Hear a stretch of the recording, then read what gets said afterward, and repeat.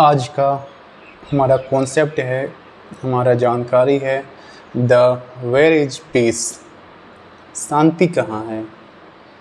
हम जब देखते हैं अपने आसपास के माहौल में, आसपास के सोसाइटीज़ में, हमारे समाज में एक ख़ास तरह का आंतरिक रूपांतर छुपा हुआ है जो पीस को उभारता भी है और डुबाता भी है। पीस हर उस स्थान पर, जगह पर और स्पेस में वास करती है, संग्रहित रहती है, जहाँ पे वो साधनाहीन और मुक्तहीन अवस्था में यानी कि प्रस्तुत की जाती है। उसे प्रेजेंटेशन का एक महत्व की आकांक्षा देनी पड़ती है, तब उस जगह पे पीस की स्थापना की जा सकती है। पीस की स्थापना हमारे भीतर, हमारे अंदर, हमारे मस्तिष्क में और हमारे हृदय में एक खास योजना के तहत होती है। वो योजना, वो योग ये है कि हम जब सोचते हैं कि हम कुछ अच्छा करने वाले हैं, या खुद के लिए या दूसरों के लिए, तो हमारे मन में एक ख़ास तरह की विचारधारा, आइडियोलॉजी का जन्म होता है। उसी वक्त उस पीसफुल एडवर्ब के लिए, उस पीसफुल लीनियर के लिए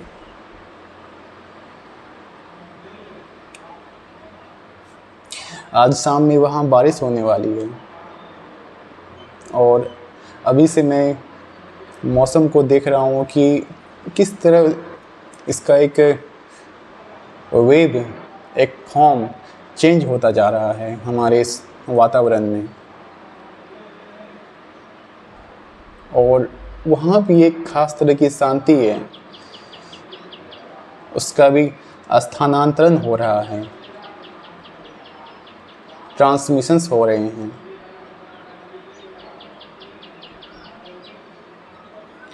हमारे भीतर, हम मनुष्यों के भीतर पीस की स्थापना, पीस की जिद्दोजहद, पीस की वक्तव्यांक और व्याख्याएं इस तरह मौजूद हैं कि हम जब भी सोचते हैं किसी दूसरों के बारे में, या अपने परिवार के बारे में, या अपने दोस्तों के बारे में, या अपने गणनायकों के बारे में, तो हम सोचते हैं कि वो किस तरह से संचालक बने हुए हैं, एक रेगुलेटरी बॉडीज़ को हैंडल कर रहे हैं। वो स्थापना, वो धैर्यता कैसे उसके अंदर इतने सालों से, इतने वक्त से बरकरार है, बिल्कुल एक सटीक मात्रा में। उन्हें हमें ढूंढना है, वो सच्चाई क्या है, वो ट्रुथ क्या है, वो एक्सट्रीम ट्रुथ क्या है। गॉड, ईश्वर को तो हम बाद में जानेंगे, पहले हम ये जानते हैं कि ईश्वर का जहाँ स्थान है, वो पीसफुल एडवर्ब, वो स्पेस, वो प्लेस, वो रूपांतरण छाया कहाँ मौजूद है, किस जगह पे मौजूद है, हमें उसे ढूंढना है। हम जब उसे ढूंढ लेंगे तब हम एक एक करके वो सारे डायमेंशंस को ओपन कर देंगे, वो सारे पोर्टल को ओपन कर देंगे, और तब हमें मिल पाएगा एक सटीक कॉम्बिनेशन, एक पीसफुल लाइन का।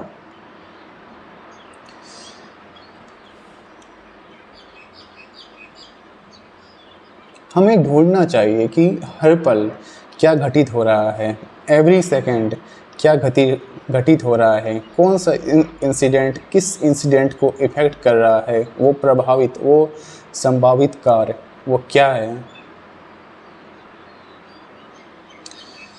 मैं जब भी सोचता हूँ कि हमारे इस सोसाइटी में, इंडियन कल्चर में, भारतीय संस्कृति में किस तरह की भेदभाव की आकांक्षाएं, वो दुष्प्रभाव, दूषित धारा उत्पन्न हो रही है,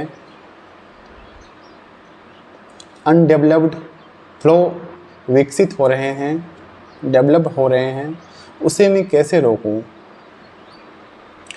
क्योंकि उसका वास एक ख़ास स्तर पर है, एक ख़ास लेवल पर है।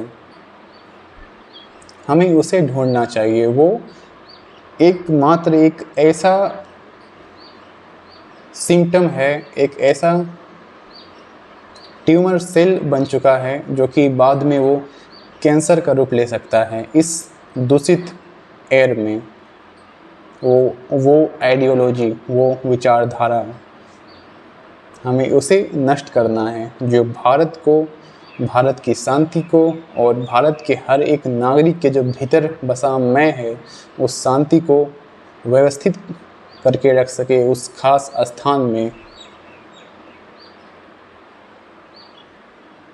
पीस, शांति, जल की तरह शांति भी एक स्थान को घेरती है। खैर, शांति का कोई स्ट्रक्चर, आकार नहीं होता।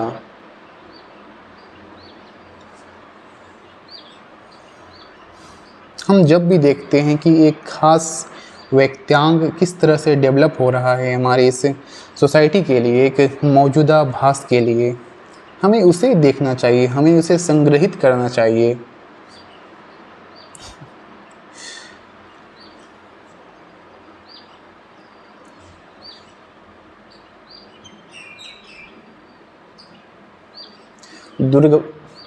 दुर्भाग्यपूर्ण अवस्था से हमें मुक्ति चाहिए, हमारे भारत के लोगों को, हमारे भारत की प्रभुता को।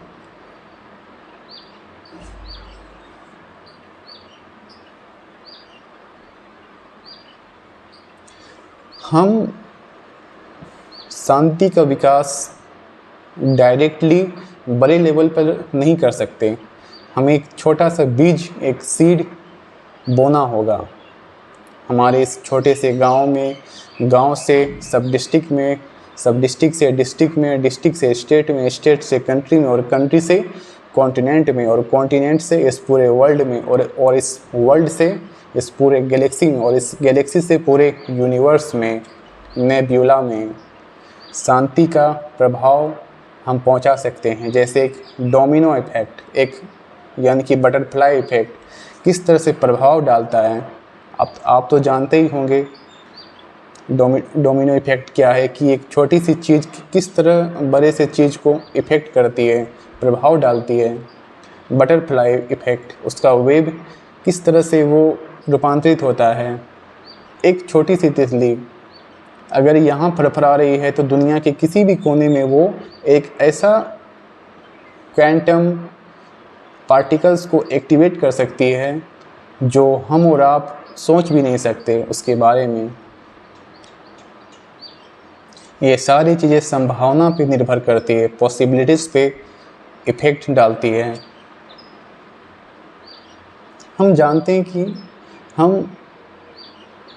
हमारा भाव शांति का एक मुख्य सेंटर है, मुख्य केंद्र है। वो भाव, वो फीलिंग्स, वो इमोशंस हम ह्यूमंस के अंदर, और सिर्फ ह्यूमंस के अंदर ही नहीं, हमारे आसपास के जो भी जीव हैं, एनिमल्स हैं, रेप्टाइल्स हैं, बर्ड्स हैं, छोटे छोटे माइक्रोब्स हैं, इतने मिली साइज के होते हैं। बटरफ्लाई, बी, मॉस्किटोस, एंट्स, हमें उसके भीतर भी एक खास तरह के गुणात्मक वैल्यूज़ को डेवलप कर सकते हैं।